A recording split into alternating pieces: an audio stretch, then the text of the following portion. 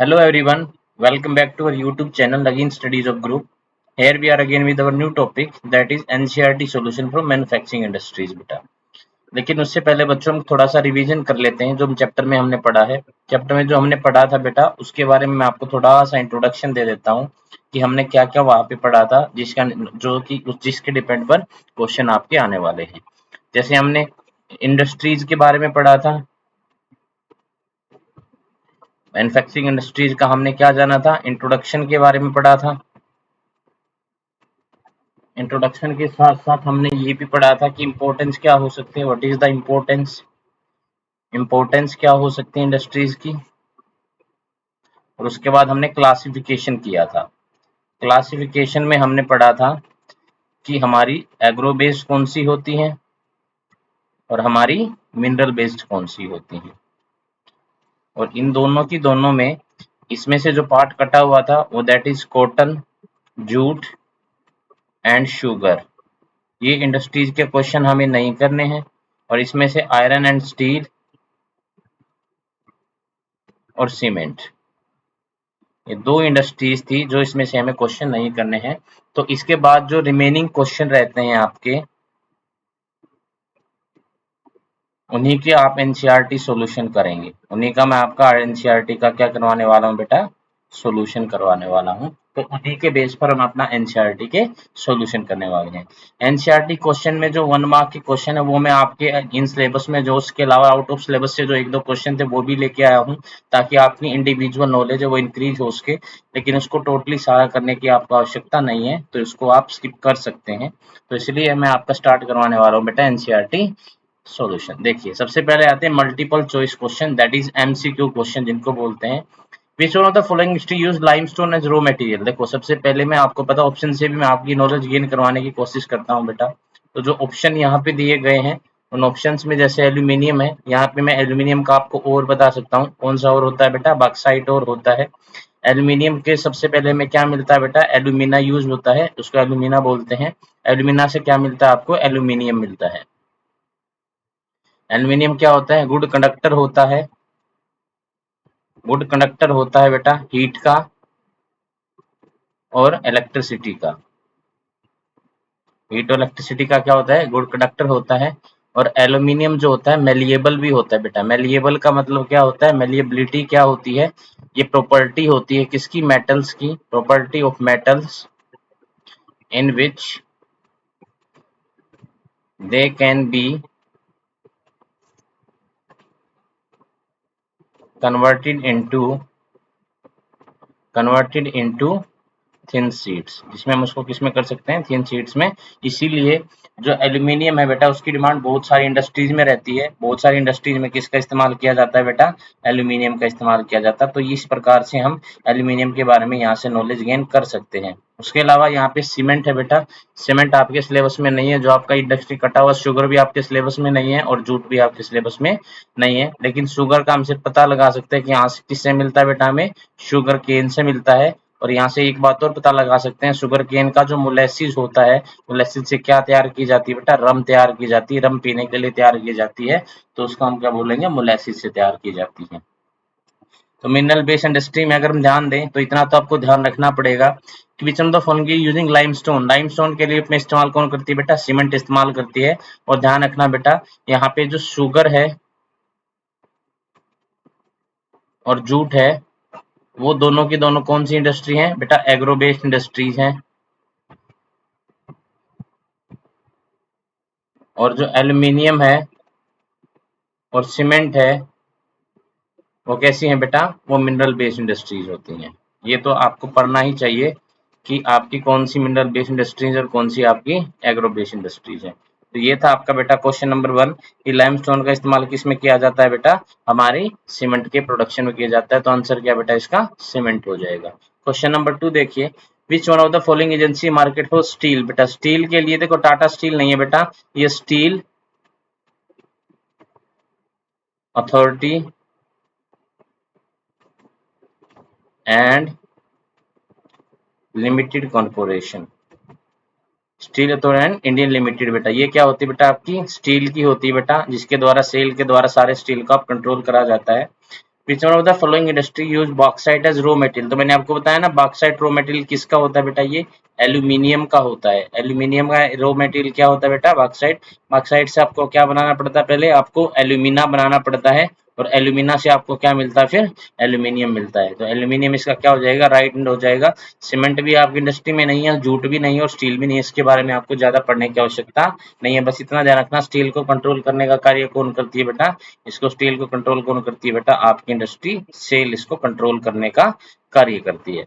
Which one of the following industry manufacture telephone और computer कौन बनाती है। देखो टेलीफोन और कंप्यूटर जो होते हैं बेटा, सीधा सीधा आपके इलेक्ट्रॉनिक्स से संबंधित होते हैं। अब इलेक्ट्रॉनिक्स में आप देखोगे तो इसके अंदर बहुत सारी चीजें, जैसे मोबाइल फोन हो गया, लैपटॉप हो गया, या फिर आपका माइक्रोवेव हो गया, बहुत सारी एटसेट्रा, ये सारी किसके अंडर आती हैं बेटा, इलेक्ट्रिसिटी के अंडर आती हैं, जो कि आपके इलेक्ट्रॉनिक के द्वारा प्रिपेयर की जाती हैं। तो ये थे आपके बेटा एमसीक्यूज क्वेश्चन आंसर थे। अब आगे चलते हैं हमारे मेन क्वेश्चन आंसर्स पर, जो हमारे एनसीईआरटी सॉल्यूशन से क्वेश्चन आंसर है। व्हाट इज मैन्युफैक्चरिंग, मैन्युफैक्चरिंग किसको बोलते हैं। सॉल्यूशन क्या बेटा, production of goods in large quantity after processing from raw material to more valuable products में जब आप कन्वर्ट करते हैं। सबसे पहले प्रोडक्शन ऑफ गुड्स होना है बेटा, जो इसमें इंपॉर्टेंट चीज है ना, एक देखो मैं इंफॉर्मेशन को ब्रेक करके आपको समझा रहा हूँ। सबसे पहली बात तो लार्ज क्वांटिटीज होनी चाहिए। क्या होनी चाहिए, लार्ज क्वांटिटीज। तो मास प्रोडक्शन बोला जाता है, जिसको क्या बोला जाता है बेटा, मास प्रोडक्शन। बहुत सारे लोगों के लिए प्रोडक्शन करते हैं, तो उसको क्या बोला जाता है, मास प्रोडक्शन होता है। और प्रोसेसिंग फ्रॉम रॉ मटेरियल से, और उसमें क्या किया जाता है, रॉ मटेरियल को, जो हमारा रॉ मटेरियल होता है उसको कन्वर्ट कर दिया जाता है किसके अंदर, जो हमारे फिनिश प्रोडक्ट्स होते हैं। क्या होते हैं बेटा, जो फिनिश प्रोडक्ट्स होते हैं उनमें कन्वर्ट कर दिया जाता है। और ये क्या होते हैं बेटा, वैल्यूएबल होते हैं। वैल्यूएबल का मतलब है जो प्राइस रॉ मटेरियल का मान ले 10 रुपीज है, तो इनका 40 रुपीज हो जाता है, तो इसके मुकाबले में ये क्या हो जाते हैं, ज्यादा एक्सपेंसिव हो जाते हैं। तो इसी जो प्रोसेस होता है, इसी प्रोसेस को हम क्या बोलते हैं, that is the process which is known as manufacturing, जिसको क्या बोला जाता है बेटा, मैन्युफैक्चरिंग बोला जाता है। आगे देखिए, नेम एनी 3 फिजिकल फैक्टर्स बताने बेटा, फिजिकल फैक्टर्स बताने हैं that affect the location of industry को करते हैं। Availability of the raw material बेटा, पावर सोर्स क्या होगा, फेवरेबल क्लाइमेट है, या इसके अलावा आप लेबर का भी बोल सकते हो।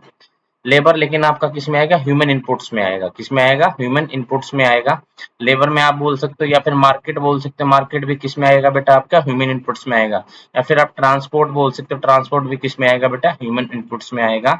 ये सारी चीजें कहाँ पे होती है, ह्यूमन इनपुट्स में होती हैं। तो ये तो हो गया हमारे ह्यूमन इनपुट से रिलेटेड। लेकिन इसके अलावा अगर फिजिकल बोले तो सबसे पहले क्या होता है बेटा, आपका रॉ मटेरियल होता है, क्योंकि रॉ मटेरियल की अवेलेबिलिटी चाहिए आपको। दूसरा क्या होता है बेटा, पावर होता है। और तीसरा होता है क्लाइमेट, क्योंकि इन तीनों में ह्यूमन का कोई भी इन्वॉल्वमेंट नहीं होता।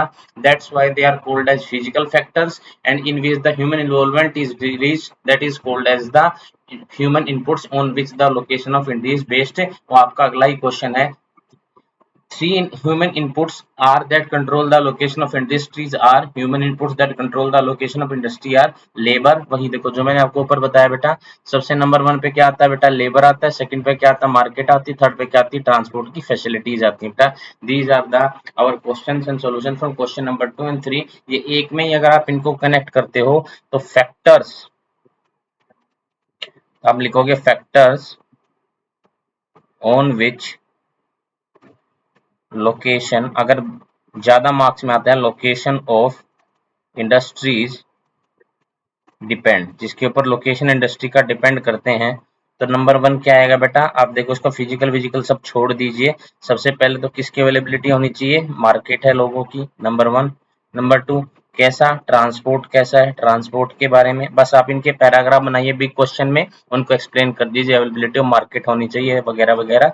और नंबर 3 ह्यूमन के इनपुट्स में आपका एक आता है बेटा, लेबर आता है। नंबर 3 तो हो गया लेबर। नंबर 4 इंडस्ट्री को चलाने के लिए क्या चाहिए बेटा, पावर चाहिए। नंबर 5 पावर के साथ साथ उसमें क्या चाहिए बेटा, रॉ मटेरियल की आवश्यकता भी पड़ती है।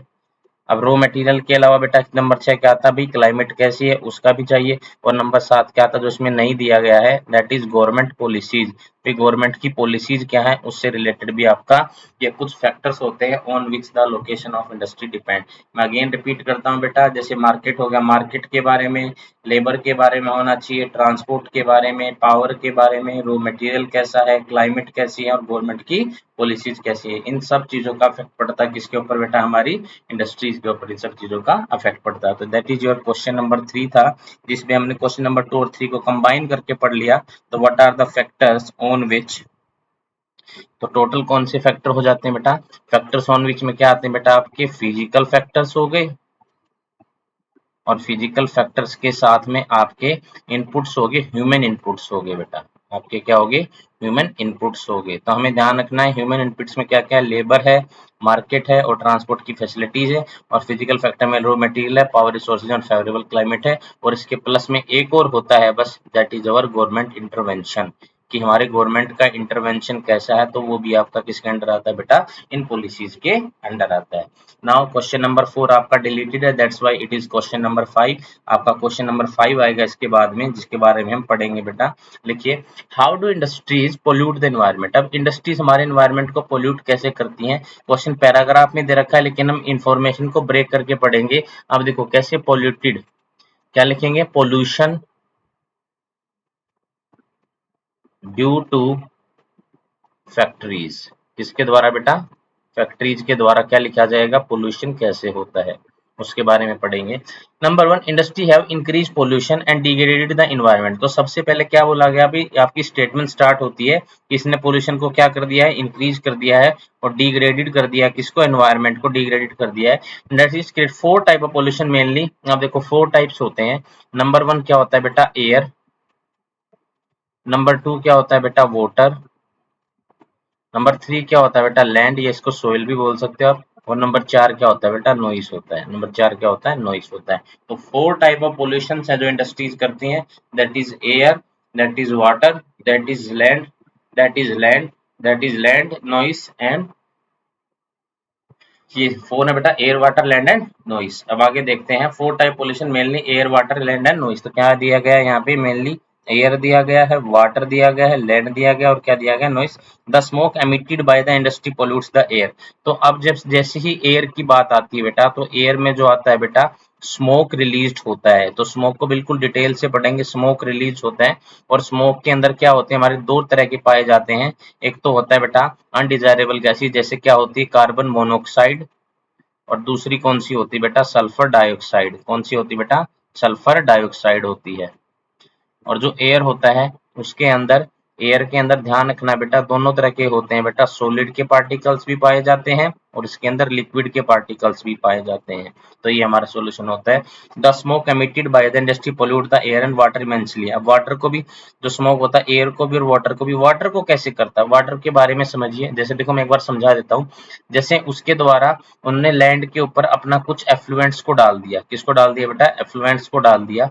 अब इन एफ्लुएंट में जैसे ही रेन होगी, तो ये आपका जो एफ्लुएंट्स होते हैं, ये एफ्लुएंट्स क्या हो जाते हैं, मिक्स हो जाते हैं, किसके साथ मिक्स हो जाते हैं, रेन वाटर के साथ मिक्स हो जाते हैं।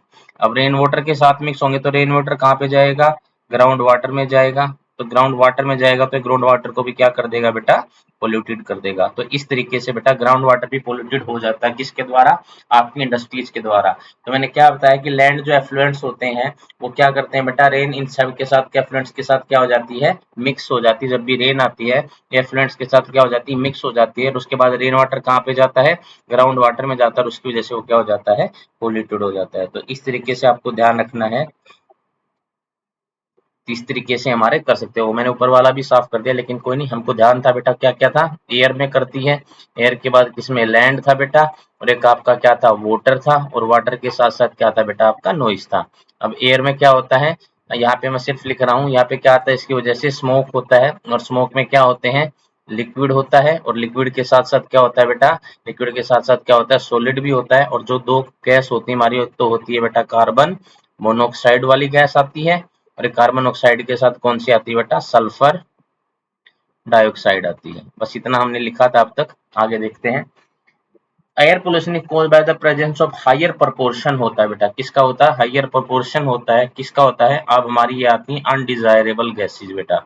अब अनडिजायरेबल गैसेज कौन कौन सी होती है, ये हमारी होती है, एक तो कार्बन मोनोऑक्साइड होती है, और एक कार्बन मोनोऑक्साइड के द्वारा क्या होती है, हमारी सल्फर डाइऑक्साइड होती है। ये सब मैं आपको वीडियो में पढ़ा चुका हूँ बेटा, कि कौन कौन से तरीके से हो सकता है। Source of water pollution are numerous, बहुत सारे हैं, जैसे most important in the industrial जो एफ्लुएंट है बेटा, दैट डिस्चार्ज इनटू रिवर, ये सबसे फेमस है। लेकिन मैंने इससे पहले, इसके बाद आपको मैंने ग्राउंड वाटर के बारे में बताया कि ग्राउंड वाटर के ऊपर भी इफेक्ट पड़ता है इंडस्ट्रीज का।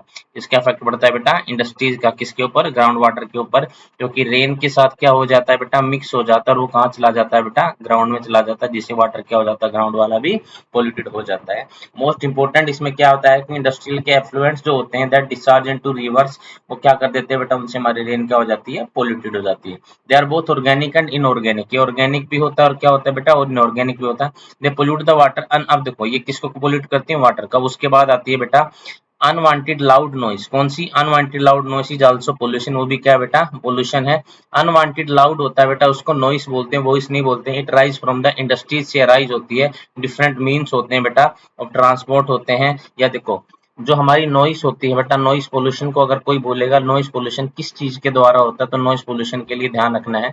ये देखो, ये तो सबसे पहले जो वॉइस आती है किनकी बेटा, मशीन्स की आती है। मशीन्स के बाद जो ग्राइंडिंग वगैरह होती है उनकी भी आती है बेटा, या फिर जो जनरेटर्स वगैरह हैं बेटा, उनसे भी क्या आती है, वॉइस आती है। और वेरियस जो ट्रांसपोर्ट होते हैं बेटा, ट्रांसपोर्ट से भी वॉइस आती है। तो नॉइस पोल्यूशन के सोर्स अगर कोई आपसे पूछे क्या क्या हो सकते हैं, तो मशीन्स के द्वारा शोर, ग्राइंडिंग के द्वारा शोर, जनरेटर्स के द्वारा, ट्रांसपोर्ट के द्वारा, ये सारे के सारे क्या फैलाते हैं बेटा, नॉइस पोल्यूशन फैलाते हैं। तो ये नॉइस पोल्यूशन हमारी हो सकती है। अब आगे देखते हैं, noise cause impairment to hear, जिससे हमें सुनने के, हमारे देखो नॉइस हमारे हियर के ऊपर, ये हमारे देखो सिर्फ ये ईयर के ऊपर नहीं बेटा, मैं वो एक और बताता हूँ, ये आशा करता हूँ ये आपको समझ में आ गया होगा। नॉइस के कारण बेटा, जो अनवांटेड नॉइस होती है बेटा, अनवांटेड नॉइस से जो सिर्फ हियरिंग प्रॉब्लम नहीं, देखो इससे ना blood pressure and mental problems भी हो सकती हैं बेटा। मेंटल की जो सीरियस प्रॉब्लम्स है ना बेटा, मेंटली सीरियस प्रॉब्लम भी इससे क्रिएट हो सकती हैं। और इसके द्वारा नॉइस इम्पेयरमेंट के साथ साथ, इसका मतलब है इम्पेयरमेंट जो होती है ना, इम्पेयरमेंट टू हियर तो हो ही सकता है। तो ये सारी की सारी हमारी भी हो सकती है। देखा, एक क्वेश्चन को हमने बहुत डिटेल से पढ़ा, तो बहुत सारे कंसेप्ट मैंने आपके क्लियर करवा दिए कि नॉइस पोल्यूशन के सोर्स क्या हो सकते हैं, अनवांटेड नॉइस से कौन कौन सी बीमारियां हो सकती हैं। एयर हम आपके वाटर को तो दूषित करती है, जो कि एफ्लुएंट आपका रिवर्स में जाता है, बट अदर सोर्स क्या हो सकते हैं जिसके द्वारा हम कह सकते हैं कि हमारा वाटर पोल्यूटेड हो गया। इस तरीके से हमारी इंडस्ट्रीज में क्या फैलता है बेटा, पोल्यूशन फैलता है। एक बार और रीड कर लेते हैं, उसके बाद आगे चलते हैं। इंडस्ट्रीज है, इन्होंने क्या किया, सबसे पहले तो पोल्यूशन को इंक्रीज भी किया और डिग्रेडेड किसको किया बेटा, एनवायरमेंट को। इंडस्ट्री 4 टाइप ऑफ पोल्यूशन करती है। नंबर 1 आता है बेटा एयर, नंबर सेकंड आता है वाटर, नंबर थर्ड आता है लैंड, और सबसे लास्ट में आता है बेटा नॉइस। अब स्मोक जो एमिट होता है, स्मोक के अंदर क्या होता है बेटा, इंडस्ट्री को पोल्यूट करता है, जिसमें प्रेजेंस होता है क्या, हमारी अनडिजायरेबल गैसेज होती हैं प्रेजेंट, जैसे सच है, जिनका नाम क्या है बेटा, एक तो हो गया कार्बन मोनोऑक्साइड हो गया उसका नाम, और कार्बन मोनोऑक्साइड के साथ साथ कौन सी होती है बेटा, सल्फर डाइऑक्साइड होती है, सल्फर ऑक्साइड होती है। और source of water pollute the numerous, इसके न्यूमरस हैं। अब न्यूमरस में कौन कौन सा था, अब न्यूमरस के अंदर कौन सा बेटा, जैसे कि आपकी रिवर का और स्ट्रीम्स का भी आप बोल सकते हो, यहाँ पे रिवर और स्ट्रीम्स का। और इसके अलावा ये ग्राउंड वाटर को भी क्या करते हैं बेटा, पोल्यूटेड करते हैं, ग्राउंड वाटर को भी बोल सकते हो। लेकिन सब में मोस्ट इंपोर्टेंट कौन सा है बेटा, डिस्चार्ज इनटू जो रिवर्स में होता है, रिवर्स और स्ट्रीम्स को करती हैं। बहुत ऑर्गेनिक भी हो सकता है और इनऑर्गेनिक भी। नॉइस के द्वारा अनवांटेड नॉइस होती है, पोल्यूशन होता है industry different means of transport से। और डिफरेंट मीन्स ऑफ ट्रांसपोर्ट के साथ ये भी ध्यान कर लेना कि जनरेटर के द्वारा भी हो सकता है, या ग्राइंडिंग का काम होता है उसके द्वारा भी हो सकता है, इन चीजों से हो सकता है। और इसके द्वारा हियर के साथ साथ बेटा आपकी प्रॉब्लम्स जो होती हैं, मेंटल प्रॉब्लम्स भी हो सकती है और ब्लड प्रेशर की प्रॉब्लम भी हो सकती है। These are the main cases in which, जिस तरीके से हमने अपने एनसीईआरटी के इस क्वेश्चन को पढ़ा और इसको बिल्कुल डिटेल से समझा, तो आप इस क्वेश्चन में अगर ये ऐसे टाइप क्वेश्चन भी आता है या सब पार्ट्स में आता है, तो सारे सब पार्ट्स के आप आंसर अब दे पाएंगे अगर आपने इस क्वेश्चन को अच्छे से समझ लिया हो तो। चलिए अब आगे चलते हैं, क्वेश्चन नंबर 6 देखते हैं क्या है आपका। तो आज की ये वाली मैं ये क्लियर कर देता हूँ, उसके बाद चलते हैं बेटा नेक्स्ट क्वेश्चन नंबर 6 पे। देखिए, discuss the step be taken by government to minimize the environmental degradation by industry. जो इन्वायरमेंटल डिग्रेडेशन होता है इंडस्ट्री के द्वारा, उसको मिनिमाइज करने के लिए गवर्नमेंट ने क्या क्या कदम उठाए बेटा, उसके बारे में बताना है हमें। देखो, minimizing the use of water for processing by reusing and recycling. तो सबसे पहला जो आया है, सबसे पहला जो आया वो क्या है बेटा, सबसे पहले तो रीयूज कीजिए, और दूसरे नंबर पे आया जो सबसे इम्पोर्टेंट है रिसाइकलिंग। बेटा क्या है, रिसाइकलिंग है, ये सबसे इम्पोर्टेंट होता है। देखो टू और मोर सक्सेसिव स्टेज में बेटा, इसकी जो स्टेज होती है टू या मोर सक्सेसिव हो सकती हैं। इसको देखो वही मैं क्या कर रहा हूँ, इसको ना ब्रेक करने की कोशिश कर रहा हूँ, टू और मोर सक्सेसिव, टू और मोर सक्सेसिव स्टेज इसमें हो सकती हैं, जो कि हमारा आया है किसका, तो पोल्यूशन के बारे में आया है। Harvesting of rain water to meet rain water. अब तो देखो सेकंड क्या है बेटा, वाटर की रिक्वायरमेंट से अगर आपको नीड करना है तो क्या कीजिए आप, रेन वाटर हार्वेस्टिंग कीजिए, रेन वाटर हार्वेस्टिंग। अब ये मेन मेन चीजें मैं लिखता हूँ ताकि अंदर का आप अपने आप खुद एक्सप्लेन कर सकते हैं, अगर आपको थोड़ी सी भी नॉलेज एसएस की है तो। आपकी थोड़ी सी नॉलेज भी अगर चैप्टर से रिलेटेड है तो आप अपने आप इसको एक्सप्लेन कर सकते हो, तो आपको बस वर्ड्स को ध्यान रखना पड़ता है, जैसे रीयूज वर्ड हो गया, रिसाइकलिंग वर्ड हो गया, रेन वाटर हार्वेस्टिंग हो गया, ये सारे के सारे। हार्वेस्टिंग ऑफ रेन वाटर से क्या होता है बेटा, रिक्वायरमेंट्स किसके लिए होता है बेटा, ये रिक्वायरमेंट्स के लिए होता है कि आप इससे रिक्वायरमेंट जो है बेटा वाटर की, उनको क्या कर सकते हो बेटा, उनको दूर कर सकते हो। Treating hot water and effluents. अब देखो ट्रीटिंग करनी है, क्या करना है, ट्रीट करना है, ट्रीट का मतलब देखभाल करनी है। ट्रीटिंग किसकी करनी है बेटा, सबसे पहले तो एक हॉट वाटर जो टेम्परेचर को इंक्रीज करता है और एक्वेटर लाइफ को डिफरेंस करता है, इसको अब बेटा हॉट वाटर को, और एफ्लुएंट, एफ्लुएंट्स क्या होते हैं, एफ्लुएंट्स होते हैं किसी भी इंडस्ट्रीज का जो पोल्यूटेड वाटर होता है ना बेटा, पोल्यूटेड वाटर जो होता है उसको हम क्या बोलते हैं, एफ्लुएंट्स बोलते हैं। उनको बिफोर कब करना है बेटा, ट्रीटिंग कब करना है, बिफोर करना है, कहाँ से, जब आप उसको किस में रिलीज करो, किस में रिलीज करो उसको, रिवर में रिलीज करो, तो उससे पहले आपको उसको क्या करना है, आपको उसको क्या कर देना है बेटा, उसको ट्रीट कर देना है। Primary treatment by mechanical means. अब देखो प्राइमरी ट्रीटमेंट करनी, सेकेंडरी, टर्सरी। अब देखो तीन ट्रीटमेंट है, एक तो है प्राइमरी, एक है सेकेंडरी, और एक है टर्सरी। अब तीनों ट्रीटमेंट में देखें क्या होता है। प्राइमरी ट्रीटमेंट में जो मीन्स होते हैं वो होते हैं बेटा मैकेनिकल मीन्स होते हैं। कौन से होते हैं, मैकेनिकल मीन्स होते हैं। सेकेंडरी में देखोगे तो बायोलॉजिकल होता है, बायोलॉजिकल का मतलब बेटा कुछ केमिकल वगैरह का इस्तेमाल करके। और टर्सरी में आपके बायोलॉजिकल भी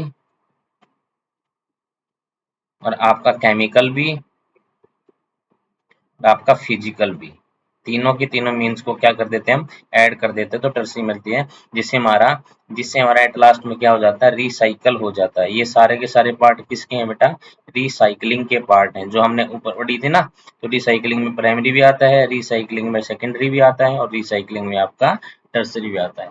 तो इस तरीके से हम एनसीईआर सॉरी इस तरीके से हम सारे के सारे वाटर जो हमारा पोल्यूटेड हो गया इंडस्ट्रीज के कारण, उसको हम क्या कर सकते हैं बेटा, रिसाइकल कर सकते हैं। इस तरीके से हम इनको रिसाइकलिंग उनकी कर सकते हैं बेटा।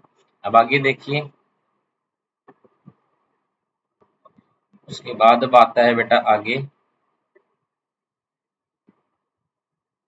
नेक्स्ट आता है आपका कि अब रीयूज रिसाइकलिंग, एक बार इसको रिवाइज कर लेते हैं, उसके बाद अपने आगे देखते हैं क्या करेंगे हम। सबसे पहले हमने कैसे किया, minimizing of use water processing by reusing and recycling. Recycling का प्रोसेस आगे है, टू और मोर सक्सेसिव। अब जब यहाँ पे टू और मोर सक्सेसिव स्टेज के बारे में बोला है ना, यहाँ पे क्या बोला गया है, टू और मोर सक्सेसिव स्टेज के बारे में बोला गया है। एक मिनट इसको देखिए आप, ये जो यहाँ पे टू और मोर सक्सेसिव स्टेज है ना, ये टू और मोर कुछ नहीं है, और ये टू और मोर सक्सेसिव स्टेज कौन सी है, प्राइमरी है बेटा। सक्सेसिव इसीलिए क्योंकि पहले प्राइमरी होगा, उसी के बाद कौन सी स्टेज आएगी, सेकेंडरी आएगी, सेकेंडरी होगा तो उसके बाद कौन सी स्टेज आएगी बेटा, आपकी टर्सरी वाली स्टेज आएगी। तो हम क्या कर सकते हैं, मिनिमाइज कर सकते हैं किसके, यूज ऑफ वाटर को, बाय प्रोसेसिंग, रीयूजिंग, रिसाइकलिंग करके। हार्वेस्टिंग करनी रेन वाटर की, नंबर 2 क्या था बेटा, रेन वाटर हार्वेस्टिंग थी। तीसरा था ट्रीट करना है हॉट वाटर को, प्लेट्स को before going into the water. और फोर्थ था रिसाइकल में, जैसे प्राइमरी, सेकेंडरी और क्या आता है बेटा, टर्सरी आता है। तो ये थे बेटा आपके क्वेश्चन एनसीईआरटी से रिलेटेड। आशा करता हूँ आप सबको ये क्वेश्चन समझ में आए होंगे। जैसे कि आपका चैप्टर आपका डिलीटेड है, इसलिए इसमें क्वेश्चन कम ही बचते हैं, जो कि आपके जो इन सिलेबस में आपका जो सिलेबस है उसमें से अगर इन क्वेश्चंस को लाया जाता है। जो सिलेबस आपका आउट ऑफ सिलेबस है वो सिलेबस मैंने आपका इंक्लूड नहीं किया है, वो सिलेबस आपका इसके अंदर नहीं किया है, इसीलिए मैंने आपको वही क्वेश्चन करवाए हैं जो आपके क्या है, इन सिलेबस वाले क्वेश्चन है। हमने उन्हीं क्वेश्चंस को किया है। इन क्वेश्चंस को ध्यान से पढ़ना बेटा। देखो हर एक चैप्टर के लास्ट में जो है ना इन्वायरमेंटल डिग्रेडेशन, इसमें देखो लास्ट क्वेश्चन क्या था, इंडस्ट्रियल पोल्यूशन कैसे होता है, और उससे अगला क्वेश्चन क्या था, उसके लिए हम क्या कर सकते हैं, वो ट्रीट कैसे होता है। तो ये क्वेश्चन तो हर एक चैप्टर का इंपॉर्टेंट होता है बेटा। एक बार फटाफट रिवाइज कर लेते हैं। 5 के 5 क्वेश्चन बेटा, सॉरी 4 क्वेश्चन है, एक क्वेश्चन बीच में डिलीटेड है। मैन्युफैक्चरिंग क्या होती है, जब प्रोडक्शन करना हो गुड्स का किसमें, लार्ज क्वांटिटीज में करना हो, और जब रॉ मटेरियल्स को किसमें कन्वर्ट कर दिया जाता है, मोस्ट वैल्यूएबल प्रोडक्ट्स में, तो उसको क्या बोलते हैं, मैन्युफैक्चरिंग बोलते हैं। फिजिकल फैक्टर क्या है, रॉ मटेरियल का अवेलेबल होना, पावर रिसोर्सेज का होना, फेवरेबल क्लाइमेट होना, और जो हमारे लोकेशन ऑफ इंडस्ट्रीज है बेटा, उसमें कौन से बेटा कंट्रोल क्या, लेबर मार्केट एंड किसका, ट्रांसपोर्ट की फैसिलिटीज का। अगर हमारा ये ह्यूमन इनपुट्स के बाद आता है इंडस्ट्री पोल्यूट कैसे होती है, तो 4 तरह के पोल्यूशन इसमें मैंने आपको बताए। एक तो वाटर होता है, एक एयर होता है, एक लैंड होता है, नॉइज होता है। एयर वाटर में क्या प्रेजेंट होता है, स्मोक, जिसमें सॉलिड एज वेल एज कौन सा मटेरियल होता है, लिक्विड मटेरियल होता है। सॉलिड वेस्ट में 2 तरह की आपकी हायर प्रोपोर्शन होता है अनडिजायरेबल गैसेज का, that is called as carbon monoxide and sulphur oxide. ये 2 तरह की गैसेज आती हैं बेटा। और वाटर पोल्यूशन बहुत सारे न्यूमरस है, लेकिन सबसे बेस्ट इंपॉर्टेंट होता है, जो फेमस होता है, वो कौन सा होता है कि आप इंडस्ट्रियल के एफ्लुएंट्स को किसमें डाल देते हैं, नदियों में डाल देते हैं, जिससे रिवर और स्ट्रीम का वाटर क्या हो जाता है बेटा, पोल्यूटेड हो जाता है। और इस वाटर के पोल्यूटेड होने से इसका इफेक्ट एनिमल्स के ऊपर, एक्वेटिक लाइफ के ऊपर, और हमारे ह्यूमंस के ऊपर भी इसका इफेक्ट पड़ता है। क्योंकि जैसे एक्वेटिक पे तो ये पड़ेगा क्योंकि उसमें रहते हैं एनिमल्स, उसको पीते हैं, इसलिए इफेक्ट पड़ेगा। और हमारे ऊपर इसलिए पड़ेगा क्योंकि हम रिवर और स्ट्रीम्स का इस्तेमाल एग्रीकल्चर में इरिगेशन के लिए करते हैं, तो हमारी एग्रीकल्चर की जो फसल होगी वो भी क्या हो जाएगी बेटा, पोल्यूटेड हो जाएगी, और जिससे बहुत सारी हेल्थ प्रॉब्लम्स आपकी हो सकती हैं। उसके अलावा लैंड आता है, तो आप जिस तरीके से जो वेस्ट है वो आपका लैंड के ऊपर डाल देते हैं, जिसकी वजह से आपकी गंदगी फैलती है और आपकी सोइल डिग्रेडेड हो जाती है। उसके अलावा अगर आप देखेंगे, आप वाटर के फ्लुएंट्स के बाद अब नॉइज पोल्यूशन क्या होता है। सबसे पहले नॉइज पोल्यूशन के सोर्सेज देखिए, ये आपका जनरेटर हो जाता है, साउंड ऑफ मशीन्स हो जाता है, या ग्राइंडिंग का साउंड हो जाता है, या फिर ट्रांसपोर्टेशन का साउंड होता है वो हो जाता है। These are the sources of noise pollution in case of manufacturing industries में इसका केस आता है। इसके अलावा अगर आप देखोगे नॉइज पोल्यूशन से क्या होता है, सबसे कॉमन तो क्या होती है, हियरिंग इंपेयरमेंट हो जाती है, आपको सुनने में दिक्कत होनी स्टार्ट हो जाती है। और इससे आगे दूसरी प्रॉब्लम देखेंगे, that are also mentally problems हो जाती हैं। और मेंटली प्रॉब्लम्स के अलावा आपको ये प्रॉब्लम भी हो जाती है बेटा कि आपका ब्लड प्रेशर भी क्या हो जाता है, हाई हो जाता है। This are the case of industries how they pollute the environment. उसके बाद आता है बेटा स्टेप क्या क्या लिए जा सकते हैं।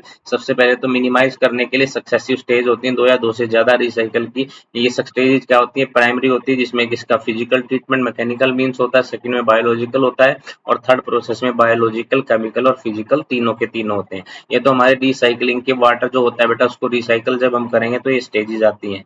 उसके अलावा अगर हम रेन वाटर की हार्वेस्टिंग करेंगे और अपनी रिक्वायरमेंट को मीट करने के लिए, तो ये भी कुछ केसेस होते हैं बेटा जो आ जाते हैं, किसके अंडर आते हैं हमारे, ये हमारे मिनिमाइज करने में आते हैं, रेन वाटर एनवायरनमेंट को डिग्रेडेशन करने में। इसके अलावा ट्रीटिंग हॉट वाटर का रेफ्लुएंट को जो हम ट्रीट करते हैं, ये भी रिवर और पॉन्ड्स में जाता है, वो भी हमारे लिए हार्मफुल है, जिसकी वजह से इस पोल्यूटेंट्स की वजह से मैंने आपको बताया था एक्वेटिक लाइफ, एनिमल लाइफ और ह्यूमन लाइफ तीनों की तीनों क्या होती हैं, इंपेक्टेड होती हैं। तो ये थे बेटा आपके क्वेश्चन एनसीईआरटी से रिलेटेड जो हमने करने थे। आशा करता हूँ आपको समझ में आए होंगे। इससे नेक्स्ट वीडियो जो आएगी वो होंगे आपके प्रीवियस ईयर क्वेश्चंस को हम पढ़ेंगे इस चैप्टर से रिलेटेड, जिसके बाद ये चैप्टर आपका कंप्लीट हो जाएगा। Thank you very much to attend this session. इस सेशन को अटेंड करने के लिए थैंक यू। आशा करता हूँ, I hope you have learn very good. इससे आपको बहुत अच्छे तरीके से समझ में आया होगा और आपकी सारी अंडरस्टैंडिंग के अनुसार ये क्वेश्चन सारे सोल्व हो गए होंगे। Thank you very much. इस क्लास में आज के लिए इतना ही। Have a nice day.